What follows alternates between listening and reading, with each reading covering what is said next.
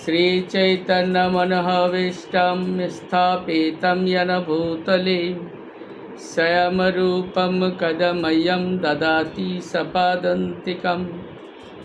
वन्देऽहं श्रीगुरो श्रीयुतपादकमलं श्रीगुरून् वैष्णवांश्च श्रीरूपं सग्रजातं सहगण रघुनाथान्वितं तं सजीवं साद्वैतं सवधूतं परिजनसहितं कृष्ण चैतन्यदेवं श्रीराधाकृष्णपादं सहगण ललिता श्रीविशाखान्वितं च। नमोऽयं विष्णुपादाय कृष्णप्रेष्ठाय भूतले श्रीमते जयपताकस्वामिनीति नामिने। नमो आचार्यपादाय निताय कृपाप्रदायिने गौरकथादामोदाय नगरग्रामतारिणे। हे कृष्ण करुणा सिन्धु दीनबन्धु जगत्पते गोपेश गोपिकान्त राधाकान्त नमस्तुते।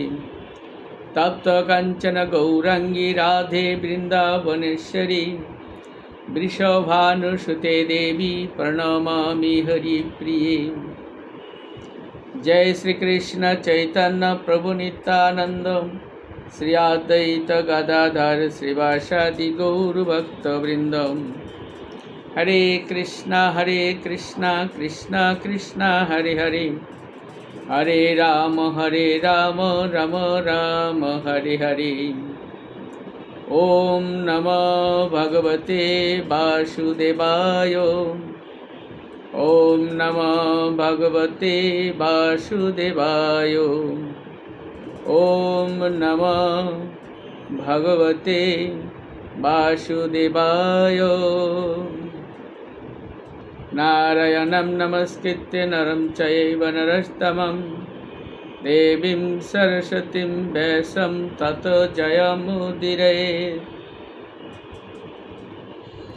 हरे कृष्ण।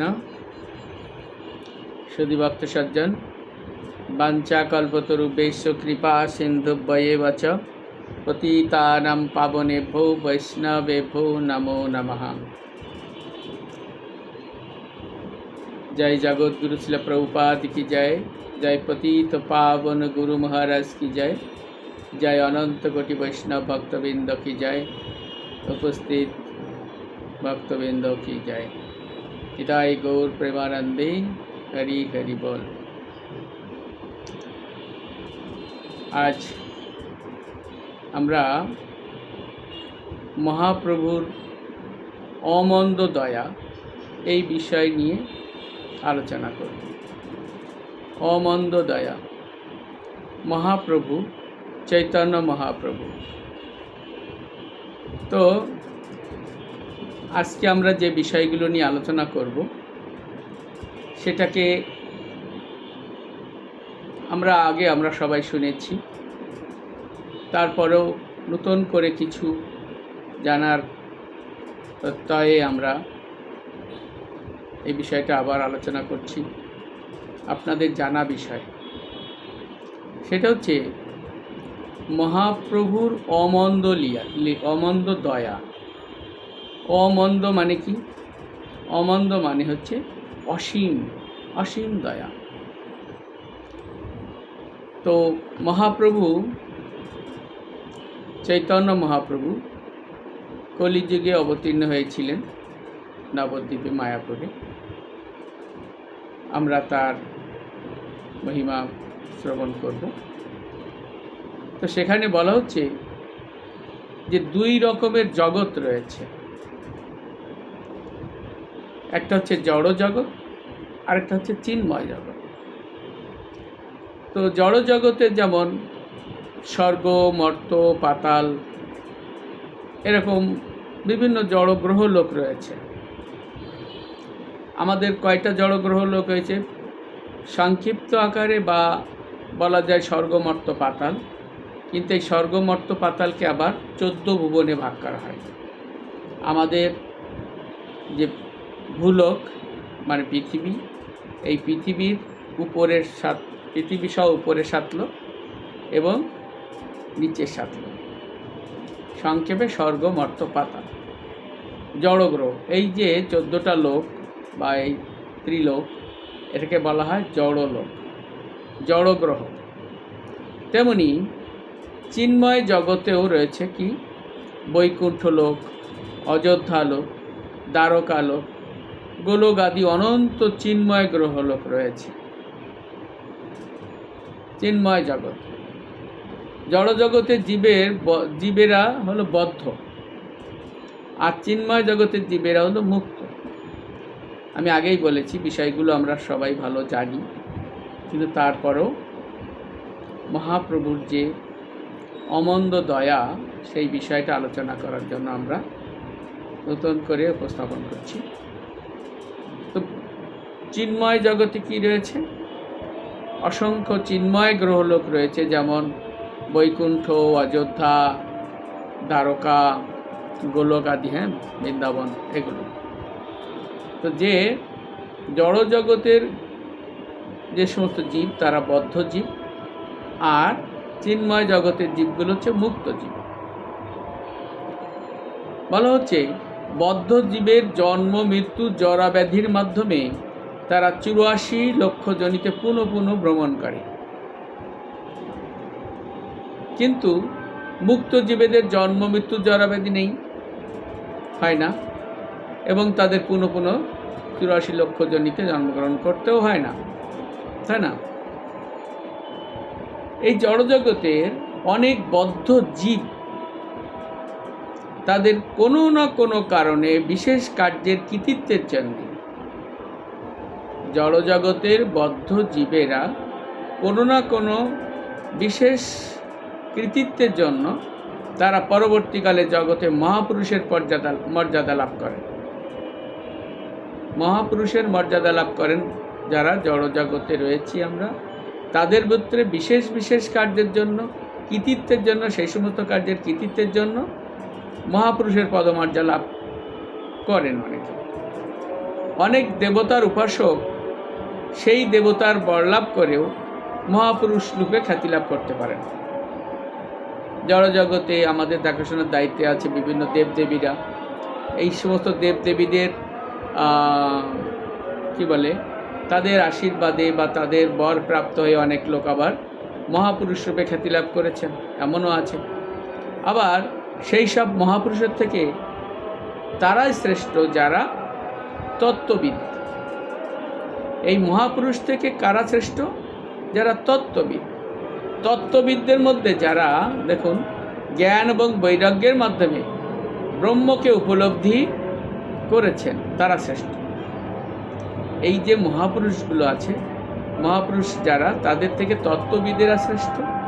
আর তত্ত্ববিদদের ভিতরে যারা জ্ঞান এবং বৈরাগ্যের মাধ্যমে ব্রহ্মকে উপলব্ধি করেছে, তারা শ্রেষ্ঠ।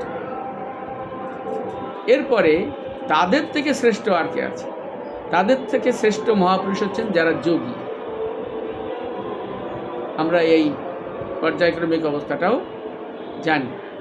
যিনি অষ্টাঙ্গ যোগের মাধ্যমে হৃদয় পরমাত্মাকে দর্শন করেছেন, এই যোগী যিনি অষ্টাঙ্গ যোগের মাধ্যমে পরমাত্মাকে দর্শন করেছেন, তিনি শ্রেষ্ঠ। তেমনি তাদের থেকে শ্রেষ্ঠ কে আছে? তাদের থেকে শ্রেষ্ঠ মহাপুরুষ হচ্ছেন শ্রীকৃষ্ণের শুদ্ধ ভক্তরা, যারা পরমাত্মাকে উপলব্ধি করেছেন। তাদের থেকে শ্রেষ্ঠ হচ্ছে ভগবান কৃষ্ণের শুদ্ধ ভক্তেরা, যারা প্রেম ভক্তি স্তরে অধিষ্ঠিত হয়ে ভগবান শ্রীকৃষ্ণের অপ্রাকৃত লীলা 24 ঘন্টা স্মরণ করেন। প্রেম ভক্তি স্তর। কোন শুদ্ধ ভক্তেরা শ্রেষ্ঠ? যারা প্রেম ভক্তির স্তরে অধিষ্ঠিত হয়ে নিরন্তর হরিনাম সংকীর্তন করছেন কিংবা ভগবানের লীলাসমূহ স্মরণ করছেন 24 ঘন্টা। উদাহরণ আছে, দেখুন আমাদের পরমার্থ গুরু মহারাজ, তিনি ঘুমের ভিতরে জপ করছেন। আবার অনেক মহান ভক্তরা আছে, এটা ঘুমের ভিতরে ঘুমিয়ে আছেন, ভগবানের আরতি কীর্তন করছেন, এটা 24 ঘন্টা নিরন্তর ভগবানকে স্মরণ করছেন। তো একটা বিষয়, এতক্ষণ পর্যন্ত যে সমস্ত মহাপুরুষদের কথা উল্লেখ করা হয়েছে তারা সকলে এই জড় জগতের বদ্ধজীব। হ্যাঁ, এই যে আমরা ক্রমোন্নতিটা বললাম এতক্ষণে, এগুলো এনারা সবাই হচ্ছে বদ্ধজীব, জড় জগতের বদ্ধজীব, যারা সাধনের মাধ্যমে সিদ্ধি লাভ করে মহাপুরুষ রূপে খ্যাতি লাভ করেছেন। এদের থেকে শ্রেষ্ঠ কি? এদের থেকে শ্রেষ্ঠ হচ্ছে সেই সমস্ত মহাপুরুষ যারা নিত্য মুক্ত। এই যে জড় জগতের যারা শ্রেষ্ঠ, তাদের থেকে শ্রেষ্ঠ কারা? যারা নিত্য মুক্ত এবং চিৎ জগৎ থেকে এই জড় জগতে আবির্ভূত হয়ে সমগ্র জগতে ভগবানের বাণী প্রচার করছে, তারা নিত্য মুক্ত জীব। এখন কথা হচ্ছে, এই ধরনের নিত্য মুক্ত জীবেরা এই জড় জগতে সচরাচর আসে না। যারা নিত্য মুক্ত জীব তারা জড় জগতে সচরাচর আসেন না। ভগবানের ইচ্ছায় কখনো কখনো এই জগৎব্যাপী ভগবানের বাণী প্রচার করার জন্য তারা আসেন, যারা নিত্য মুক্ত জীব। বদ্ধজীব বা মুক্ত জীব উভয় প্রকার মহাপুরুষেরা কেউ ভগবান বা বিষ্ণু তত্ত্ব নন। যারা বদ্ধ আছে, যারা মুক্ত আছে, হ্যাঁ, এই সমস্ত মহাপুরুষেরা কেউ কিন্তু ভগবান বা বিষ্ণু তত্ত্ব নন। তারা সকলেই ভগবান শ্রীকৃষ্ণের ক্ষুদ্রাতি ক্ষুদ্র অংশ বা জীবতত্ত্ব। চৈতন্য মহাপ্রভুকে দেখুন, অনেকেই আছে যারা ভগবান চৈতন্য মহাপ্রভুকে মানে না। চৈতন্য মহাপ্রভুকে অনেকে জীবতত্ত্বের অন্তর্গত মহাপুরুষ বলে থাকেন, মহাপুরুষ বলে মনে করেন, কিন্তু সেটি সঠিক নয়। তিনি কেবল বিষ্ণু তত্ত্বই নন মহাপ্রভু, তিনি কেবল বিষ্ণু তত্ত্বই নন, তিনি হচ্ছেন সমস্ত অবতারদের অবতারী, লীলা পুরুষোত্তম স্বয়ংরূপ পরমেশ্বর ভগবান কৃষ্ণ, শ্রীকৃষ্ণ। মহাপ্রভুকে অনেকেই বলছে যে তিনি জীবতত্ত্ব, কিন্তু এটা সঠিক না। কেন? কারণ তিনি বিষ্ণুতত্ত্ব, শুধু বিষ্ণুতত্ত্ব না, তিনি হচ্ছেন লীলা পুরুষোত্তম শ্রীকৃষ্ণের, শ্রীকৃষ্ণই তিনি তিনি সমস্ত অবতারের অবতার। বলা হচ্ছে শুধু তাই নয়, তিনি হচ্ছেন রাধা কৃষ্ণের মিলিত প্রকাশ, চৈতন্য মহাপ্রভু। চিন্ময় জগতের গোলক বৃন্দাবনে যদিও ভগবান শ্রীকৃষ্ণ নিত্যকাল লীলাবিলাস করে থাকেন, তবুও চিন্ময় জগতে গোলক বৃন্দাবনে ভগবান শ্রীকৃষ্ণ তিনি নিত্যকাল লীলাবিলাস করে থাকেন, তবুও ব্রহ্মার দিনের ভিতরে এই জড় জগতে একবার মাত্র চিন্ময় ধাম এবং পরিকর সহ তিনি অবতীর্ণ হয়ে লীলাবিলাস করেন। ব্রহ্মার দিবসের একবার লীলাবিলাস করেন। কিভাবে? দাস্য, সখ্য, বাৎসল্য, মাধুর্য, এই 4 প্রকার রসের ভক্তদের সঙ্গে লীলাবিলাস উপভোগ করে শেষে তিনি তার লীলা অপ্রকাট করেন। ভগবান কৃষ্ণের কথা বলা হচ্ছে, তিনি অপ্রকাট করেন। তখন ভগবান শ্রীকৃষ্ণ চিন্তা করলেন, অপ্রকাট করার পরে, যেমন ধরুন দাপরে অপ্রকাট করার পরে তিনি চিন্তা করলেন যে জগতের লোকেরা আমরা বিধিভক্তি অনুশীলন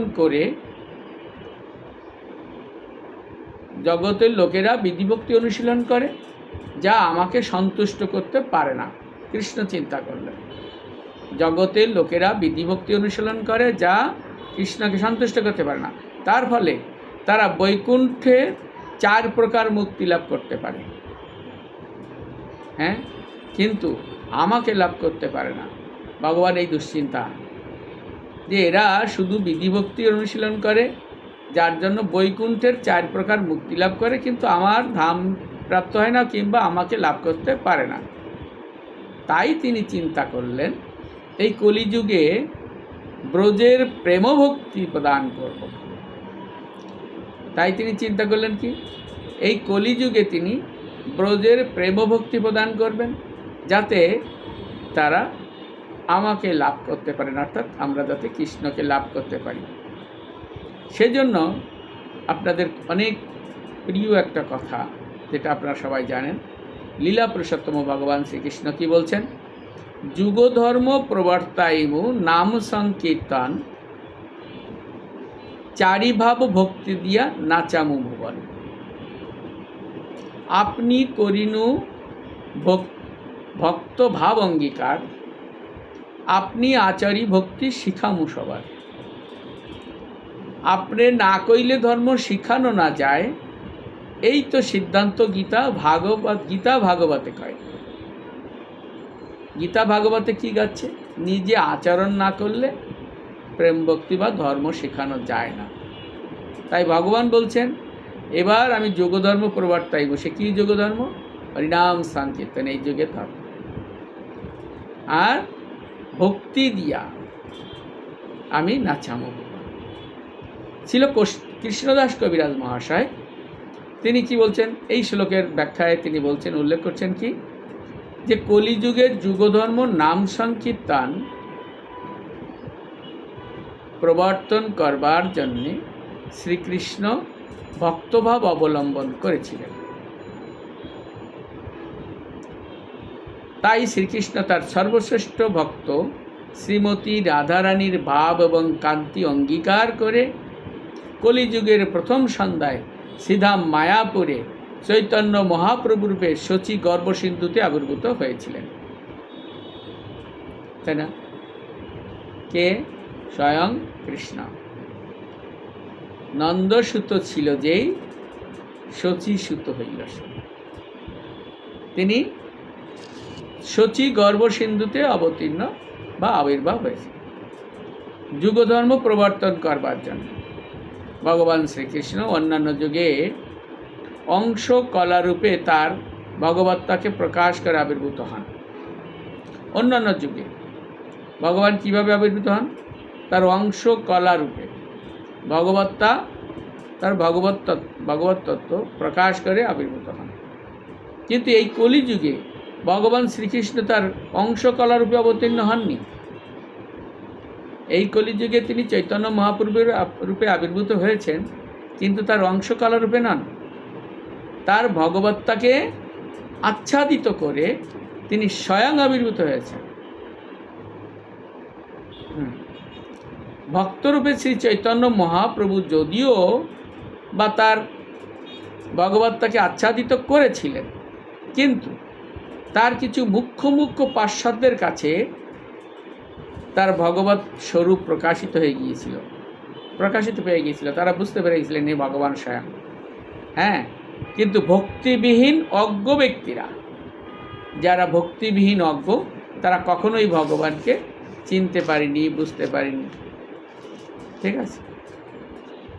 চৈতন্য মহাপ্রভু যে পরমেশ্বর ভগবান, বহু প্রামাণিক শাস্ত্রে তার ভুরি ভুরি প্রমাণ রয়েছে। আমরা অধ্যয়ন করেছি, আপনারা অধ্যয়ন করেছেন। আর তাছাড়া আন্তর্জাতিক কৃষ্ণ ভবনামিতের ভক্তেরা চৈতন্য মহাপ্রভু যে পরমেশ্বর ভগবান, তা ব্যাপকভাবে সারা পৃথিবীতে প্রচার করছে। তবু এমন অনেক ব্যক্তি আছে যারা চৈতন্য মহাপ্রভুকে ভগবান বলে জানতে পারে না। কিন্তু সেই সমস্ত ব্যক্তিরা তথাকথিত ভুইফোড় অবতারদের ভগবান বলে স্বীকার করে নেয়। ভুইফোড় কিছু অবতার আছে, তাদেরকে ভগবান বলে স্বীকার করে নিচ্ছে। তো কথা হলো, প্রামাণিক শাস্ত্রে তাদের অবতার বলে স্বীকার করা হয়নি। যাদের প্রামাণিক শাস্ত্রে অবতার বলে স্বীকার করা হয়নি, তাদেরকে কিছু সাধারণ লোক স্বীকার করেছে ভগবান বলে। এটি তাদের একটা দুর্ভাগ্যের পরিচয়। আধুনিক যুগে তথাকথিত পণ্ডিত এবং দার্শনিকেরা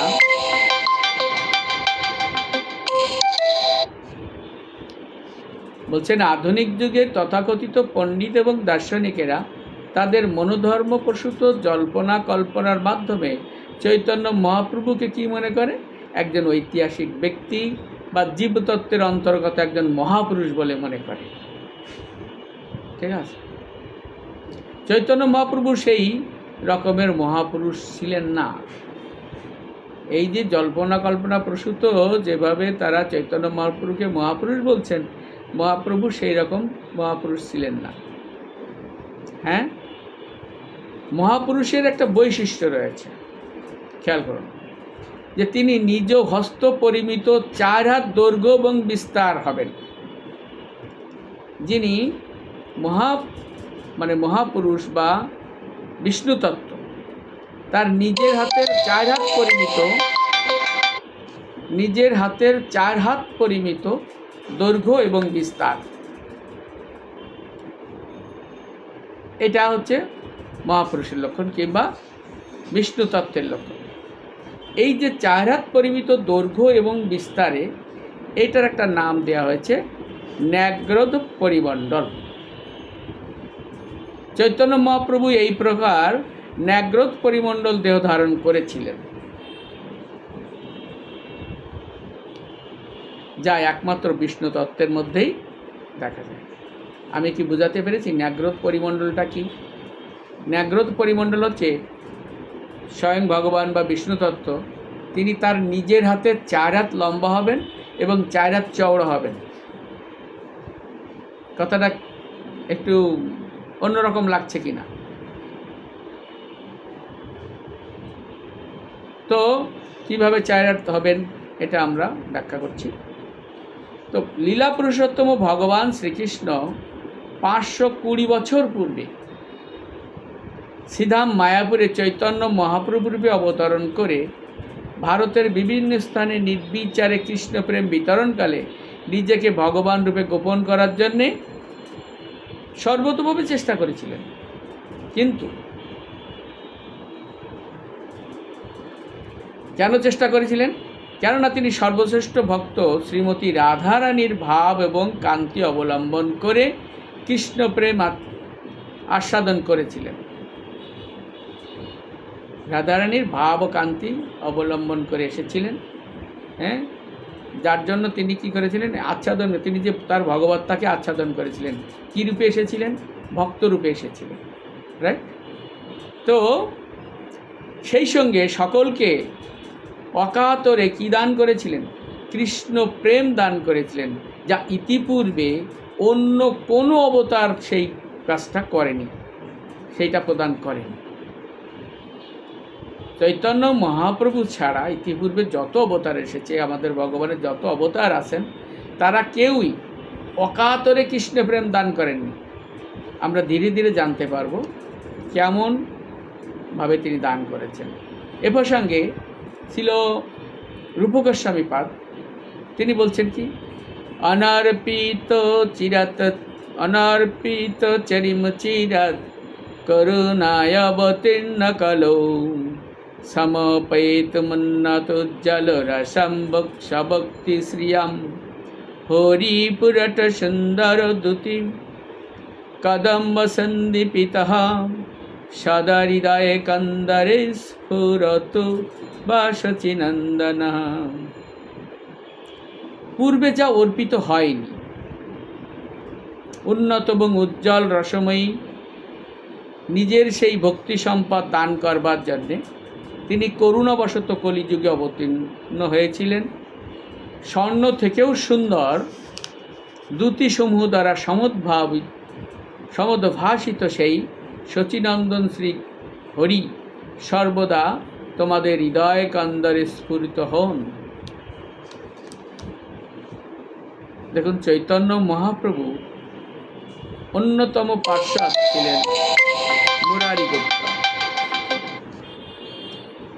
চৈতন্য মহাপ্রভুর অন্যতম একজন পার্শ্বদ ছিলেন শ্রী মুরারি গুপ্ত। তার রচিত চৈতন্য চরিত নামক সংস্কৃত মহাকাব্য থেকে আমরা মহাপ্রভুর আদিলীলা এবং নবদ্বীপ লীলা সম্বন্ধে জানতে পারি। এবং মহাপ্রভুর সর্বশ্রেষ্ঠ পার্ষদ ছিলেন তার সচিব স্বরূপ দামোদর গোস্বামী। এই স্বরূপ দামোদর গোস্বামীর কসরা থেকে আমরা চৈতন্য মহাপ্রভুর সন্ন্যাস লীলা বা মধ্য ও অন্তলীলা সম্বন্ধে জানতে পারি। আমাদের চৈতন্য চৈতামৃত গ্রন্থ থেকে, তারপরে চৈতন্য ভাগবত থেকে আমরা এগুলো জানতে পারি। নবদ্বীপে ছিল মুরারিগুপ্ত এবং পুরীতে ছিল স্বরূপ দামোদর গোস্বামী সর্বক্ষণ চৈতন্য মহাপ্রভুর সাথে ছিলেন।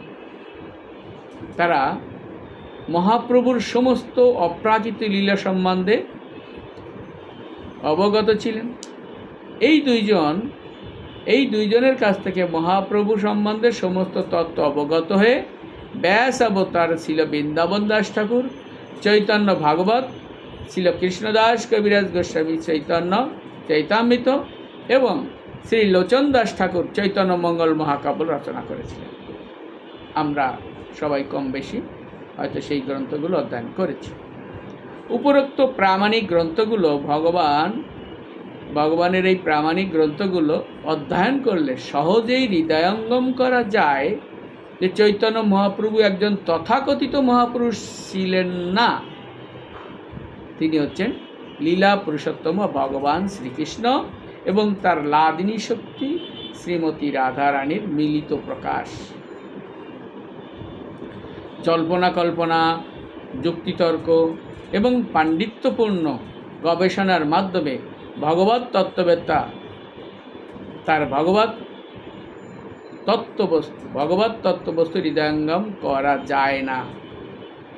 তাই শাস্ত্রে বলা হয়েছে, নয়ামতমা প্রবচনে না লভ্য না মেধয়া না বহুন শ্রুতেনা ইয়াম এবৈস বিনোদ তেন লভ্য তস্যৈ সতমা বিনো বিবৃণুতে তনম শম।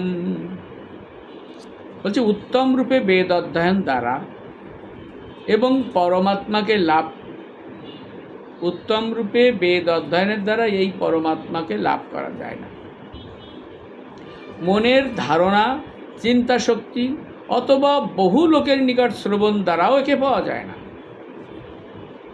এই আত্মাকে, এই পরমাত্মা যাকে বরণ করেন তিনিই তাকে পেয়ে থাকেন। অর্থাৎ কৃষ্ণকে জানতে গেলে কৃষ্ণের ইচ্ছায়, কৃষ্ণ যদি ইচ্ছা না করেন তাকে জানা যায় না। তার নিকটে এই আত্মা স্বীয় তনু অর্থাৎ আপনার স্বরূপ মহিমা প্রকাশ করে, যিনি তাকে জানতে পারেন। এটা কঠোপনিষদে বলছে। ভগবত তত্ত্ব অচিন্ত, তাকে মন, বুদ্ধি এবং জড় ইন্দ্রিয় দিয়ে জানা যায় না। এমনকি তাকে বেদ অধ্যয়ন, তপস্যা, দান আদি ক্রিয়ার মাধ্যমেও জানা যায় না। এই প্রসঙ্গে শাস্ত্রে কি বলছে? শাস্ত্রে বলছে, অচিন্তা খলু ইয়ে ভাবা না তর্কেন ইয়জয়েৎ প্রকৃতব্য পরম যচ্চ তৎ অচিন্তস্য লক্ষণম। অচিন্তস্য লক্ষণম, যা জড়া প্রকৃতির অতীত তাকে বলা হয় অচিন্ত। কি বলছে? অচিন্তা খলু ইয়ে ভাবা। অচিন্তটা কি? যা হচ্ছে জড়া প্রকৃতির অতীত, কিন্তু সমস্ত যুক্তি তর্ক হচ্ছে জাগতিক। যেহেতু জাগতিক যুক্তি তর্ক জড়াতীত বিষয়কে স্পর্শ করতে পারে না, তাই যুক্তি তর্কের মাধ্যমে চিন্ময় বিষয়ের হৃদয়ঙ্গম করার চেষ্টা করা উচিত নয়। আমরা যুক্তিক তর্ক করব জাগতিক বুদ্ধিতে, আর বিচার বিশ্লেষণ করব জড়াতীত বিষয়ে, সম্ভব নয়। তাই বলতে জড়া প্রকৃতির অতীত সেটা তো অচিন্ত, সেই অচিন্ত বিষয়কে জড়া প্রকৃতি দিয়ে, জড়া চিন্তাভাবনা দিয়ে চিন্তা করা যায় না। এই জন্য ভক্তির অসম্মিত সিন্ধু গ্রন্থে বলছে, শ্রুতেস্তু শব্দমূল তৎ ইতি চ ব্রহ্মসূত্রকৃত অচিন্তা খলু ইয়ে ভাবা ন তৎ তর্কেন ইয়জয়েৎ। ইতি স্কন্দবচতশ্চ মন্নাদিষু অপি দৃশ্যতে। মন্নাদি অপি দৃশ্যতে।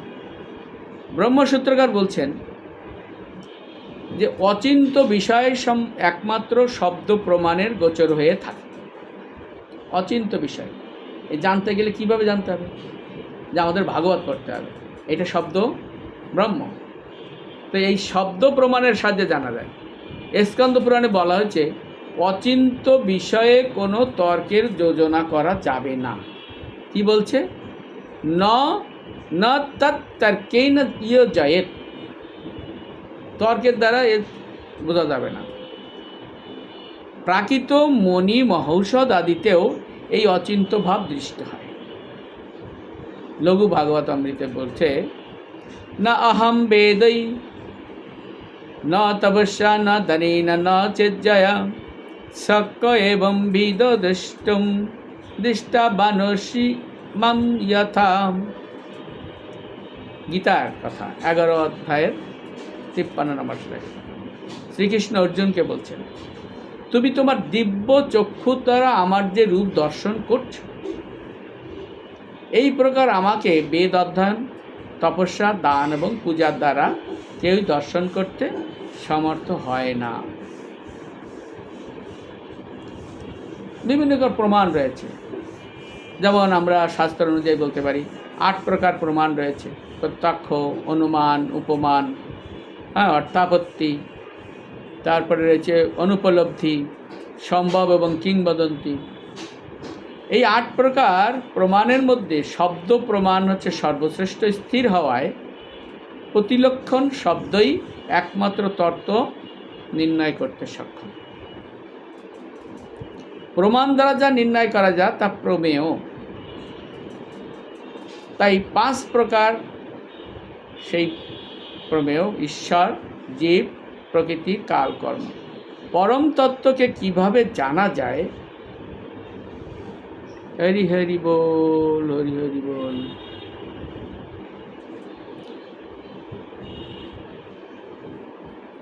হরে কৃষ্ণ।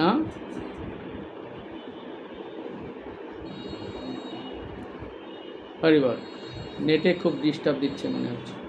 যে বলছে পরম তত্ত্বকে কিভাবে জানা যায় সে সম্বন্ধে ভগবান শ্রীকৃষ্ণ বলছেন, ভক্তা তু অনন্যয়া সক্যম অহমেবং বিদো অর্জুনম জ্ঞাতুম দ্রষ্টুম চ তত্ত্বেনা প্রবেষ্টুম চ পরন্তপম। হে অর্জুন, হে পরন্তপ,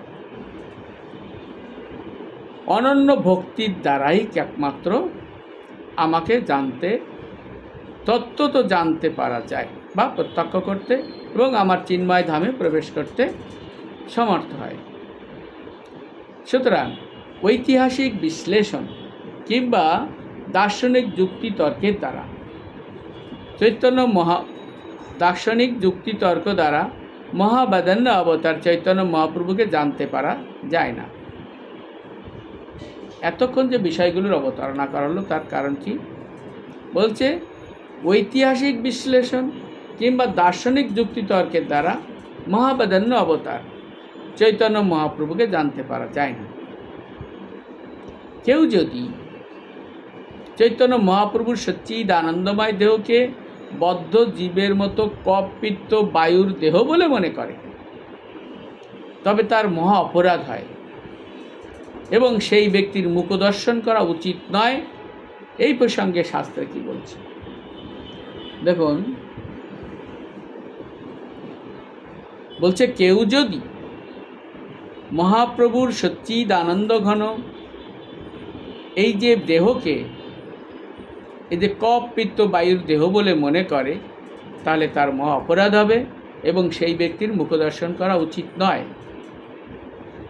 শাস্ত্রে বলছে ইয়ো বেত্তি ভৌতিকম দেহম কৃষ্ণস্য পরমাত্মনঃ স সর্বস্মৎ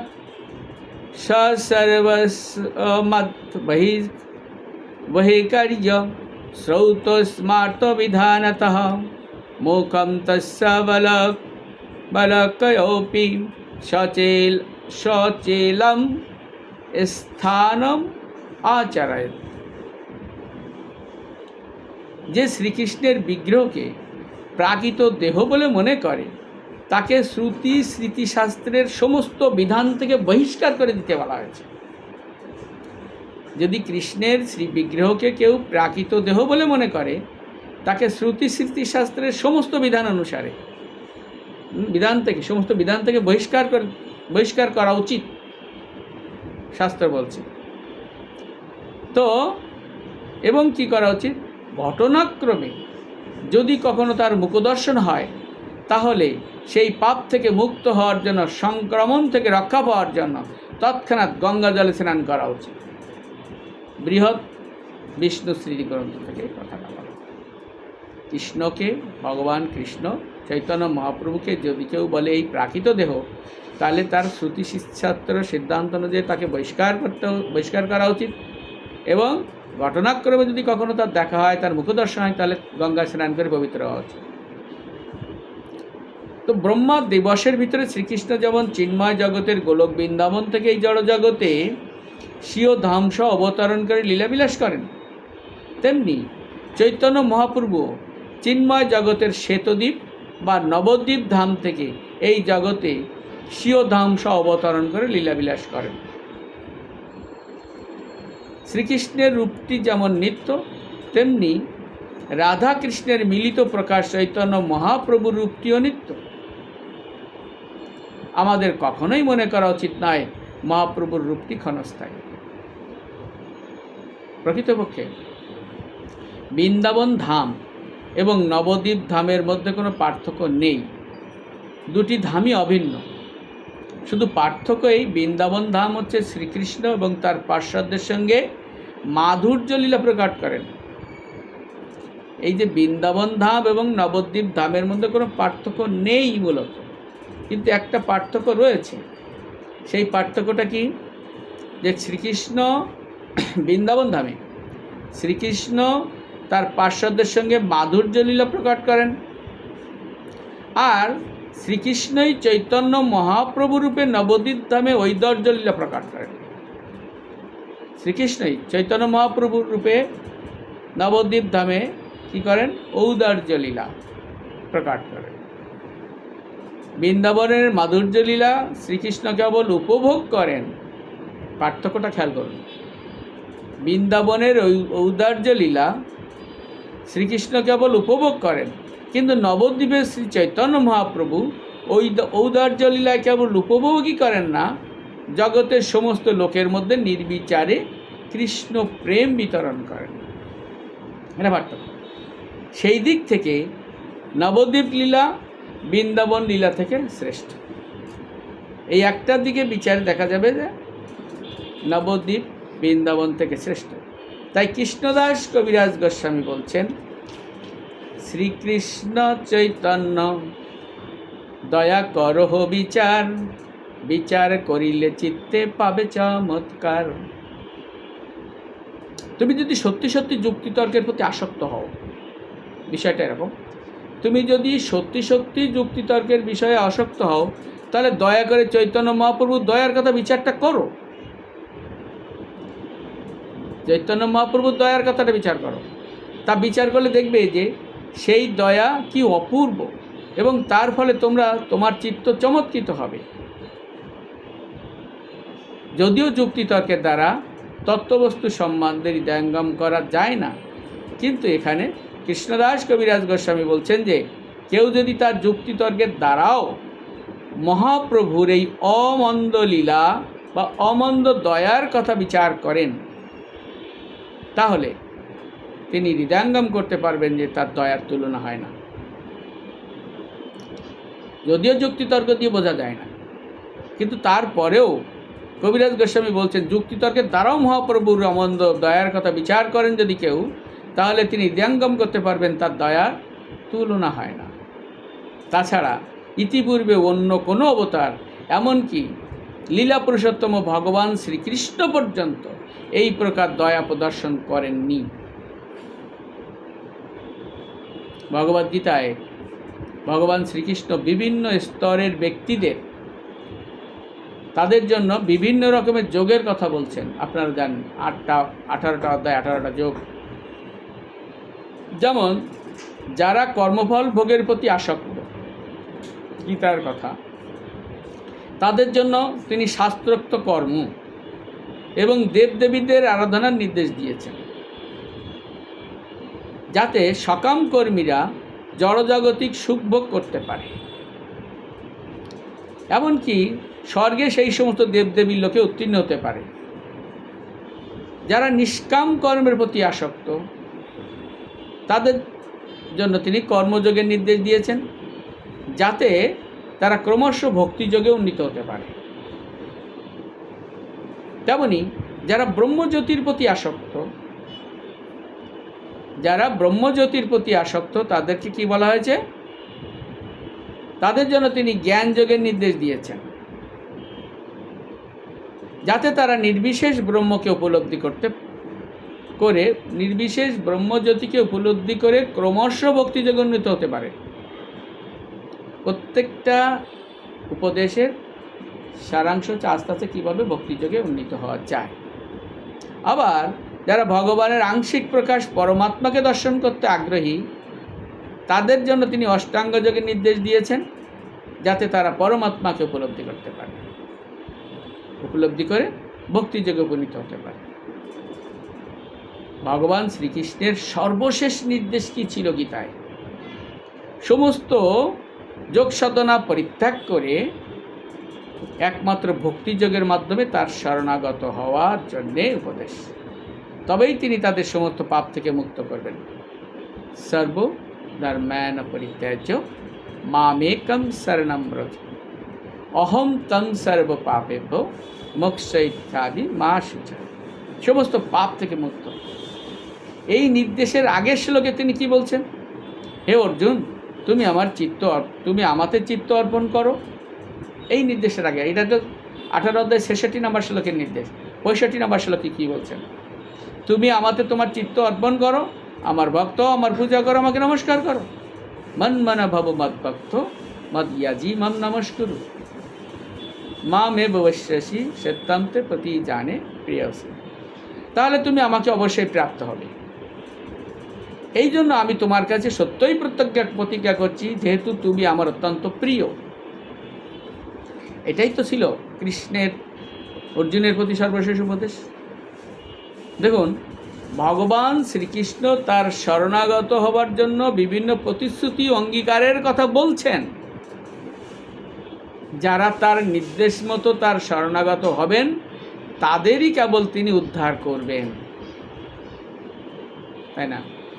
কিন্তু মহাবাদান্য অবতার চৈতন্য মহাপ্রভু জগৎ জীবের উদ্ধারের জন্য কোনো প্রতিশ্রুতি পালনের কথা বলেন। তিনি স্থান, কাল, পাত্র বিচার না করে, কোনো রকম যোগ্যতার বিচার না করে, আপামর চণ্ডাল ম্লেচ্ছ জবন কুতার্কিক এমনকি কৃষ্ণ বিরোধী মায়াবাদীদের পর্যন্ত ব্রহ্মার দুর্লভ কৃষ্ণ প্রেমে নিমজ্জিত করেছে। তাই তার অমন্দ দয়ার তুলনা হয় না। অর্জুনকে উপদেশকালে গীতায় ভগবান বিভিন্ন রকম প্রতিশ্রুতি দিয়েছেন, কিন্তু চৈতন্য মহাপ্রভু কোনো প্রতিশ্রুতি দেন নাই। তিনি আপামর সকলকে, যে কোনো স্তরের লোককে অকাতরে কৃষ্ণ প্রেম দান করেছে। বললাম ব্রহ্মারও দুর্লভ যে কৃষ্ণ প্রেম, তা দান করে তাদেরকে ডুবিয়ে দিয়েছে, নিমজ্জিত করেছে। এইটা তার অমন্দ দয়া। তার দয়ার মহিমা কীর্তন করে মহাপ্রভুর সর্বশ্রেষ্ঠ পার্ষদ স্বরূপ দামোদর গোস্বামী কি বলেছিলেন? এই দয়ার সমুদ্র চৈতন্য মহাপ্রভু, যা সমস্ত জড় অনুতাপ হেলায় দূর করে, যা সব কিছু পবিত্র করে, যার প্রভাবে পরমানন্দ প্রকাশিত হয়, যার উদয়ে সমস্ত শাস্ত্র বিবাদ শেষ হয়ে যায়, যার রসবর্ষণ সমস্ত উন্মত্ততা বিধান করে, যা ভগবত ভক্তিকে উদ্দীপ্ত করে, যা দিব্য আনন্দে পূর্ণ মাধুর্য মর্যাদার দ্বারা আপনার সেই পরম মঙ্গলময় দয়া আমার প্রতি উদিত হোক। চৈতন্য চন্দ্রোদয় যে নাটক, সেই নাটক থেকে নেওয়া আছে। বিভিন্ন যুগে ভগবান কি বর্ণ, কি রূপ, কি নাম নিয়ে অবতীর্ণ হন এবং কিভাবে তিনি পূজিত হন, সেটা নিমিরাজের এই প্রশ্নের উত্তরে নবযোগেন্দ্র অত্যন্ত নবযোগেন্দ্রের ভিতরে যে করভাজন মুনি ছিলেন, করভাজন ঋষি, তিনি বলছেন কি, কৃষ্ণ বর্ণম তিসা কৃষ্ণম সাঙ্গ পাঙ্গাস্ত্র পার্শ্বদম যজ্ঞৈ সংকীর্তন প্রায়র যজন্তি হি সুমেধসঃ। হে পরমেশ্বর ভগবান, যে পরমেশ্বর ভগবান কৃষ্ণ এবং কৃষ এবং ন পদাংশ দুটি নিরন্তর উচ্চারণ করেন, অর্থাৎ সারাক্ষণ কৃষ্ণ নাম উচ্চারণ করেন, কলিযুগের বুদ্ধিমান মানুষেরা কি করে, তার উপাসনার নিমিত্ত সমবেতভাবে নাম সংকীর্তন করে থাকেন। যদিও তার গাত্রবর্ণ কৃষ্ণ নয়, তবু তিনিই কৃষ্ণ। তিনি সর্বদা তার পার্ষদ, সেবক এবং সংকীর্তন রূপ অস্ত্র এবং ঘনিষ্ঠ সহচর পরিবৃত্ত থাকেন।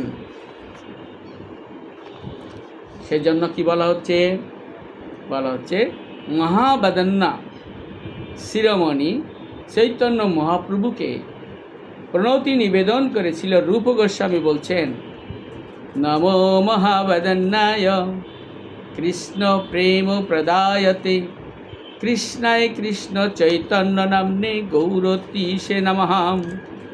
নমো মহাবদন্নায় কৃষ্ণ প্রেম প্রদায়তে কৃষ্ণায় কৃষ্ণ চৈতন্য নাম্নে গৌরতীশে নমঃ। নমো মহাবদন্নায়, তিনি কিভাবে এসেছেন, নিজের ভগবত্তাকে আচ্ছাদিত করে, তিনি এসেছিলেন। শ্রী রাধায়া প্রণয় মহিমা কি দৃশ্য, শ্রী রাধায়া প্রণয় মহিমা কি দৃশ্য বানৈবা সদ্য এনাদভূত মাধুরিমা কি দৃশ্য বা মৌদ্য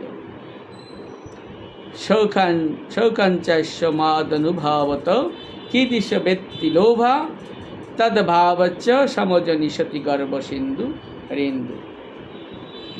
শ্রী রাধার প্রেমের মহিমা কীরকম, ওই প্রেমের দ্বারা শ্রীরাধা আমার যে অদ্ভুত মাধুর্য আস্বাদন করেন, সেই মাধুর্যই বা কীরকম, এবং আমার মাধুর্য আস্বাদন করে শ্রীরাধা যে সুখ অনুভব করেন, সেই সুখই বা কীরকম।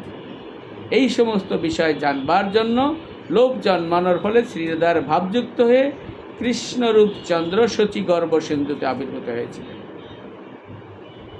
তো তিনি হচ্ছেন মহাপ্রভু চৈতন্য মহাপ্রভু। এই চৈতন্য মহাপ্রভু আবির্ভূত হয়েছিলেন, তার দয়া এত অপরিমিত, অর্থাৎ অসীম যার দয়া, তিনি কোনো রকম বাস বিচার না করে সবাইকে অকৃত্রিমভাবে কৃষ্ণ প্রেম প্রদান করেছেন। তাই তার এই বদান্যতা, মহাবদান্যতা, সেটাকে স্বীকার করেছেন আমাদের রূপ গোস্বামী প্রভুপাদ। তিনি বলছেন কি, নমো মহাবদন্নায় কৃষ্ণ প্রেম পদায়তি কৃষ্ণায় কৃষ্ণ চৈতন্য নাম্নে গৌরতীশে নমঃ। হে মহাবদন্ন কৃষ্ণ প্রেম প্রদাতা, কৃষ্ণ স্বরূপ কৃষ্ণ চৈতন্য নাম গৌরাঙ্গ রূপধারী প্রভু, তোমাকে আমি সশ্রদ্ধ প্রণতি জানাই। হরে কৃষ্ণা কৃষ্ণা কৃষ্ণা হরে হরে, হরে রাম রাম রাম হরে হরে।